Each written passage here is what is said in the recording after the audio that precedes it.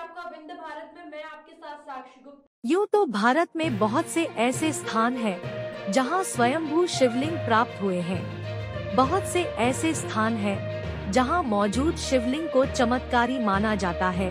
लेकिन क्या आप जानते हैं, सिंधिया राज परिवार के किसी एक सदस्य के पास भी एक ऐसा ही शिवलिंग मौजूद है जिसे बेहद चमत्कारी माना जाता है।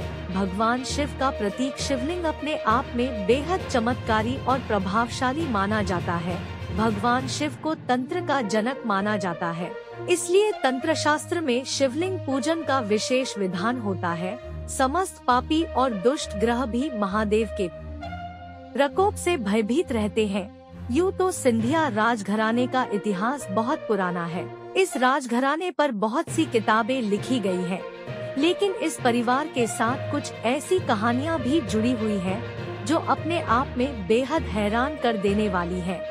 ऐसी ही एक कहानी जुड़ी है उनके पास मौजूद बेहद प्राचीन और चमत्कारी शिवलिंग से। आपको बता दें, इस शिवलिंग का संबंध पानीपत की तीसरी लड़ाई से है, जिसे इतिहास की सबसे ज्यादा दिनों तक चली लड़ाइयों में से एक माना जाता है। पानीपत की तीसरी लड़ाई पुणे के सदाशिवराव भाऊ पेशवा के नेतृत्व में मराठाओं और अहमद शाह अब्दाली के बीच लड़ी गई थी, जिसमें मराठाओं की बुरी तरह हार हुई थी। सिंधिया परिवार के वंशज ज्योतिरादित्य सिंधिया ने हाल ही में अपने एक इंटरव्यू इस बात को स्वीकार किया है कि आज भी उनके परिवार में वह प्राचीन और बेहद चमत्कारी शिवलिंग मौजूद है जिसने पानीपत की तीसरी लड़ाई में उनके पूर्वज महादजी सिंधिया के प्राणों की रक्षा की थी। पानीपत की तीसरी लड़ाई बहुत भयंकर थी।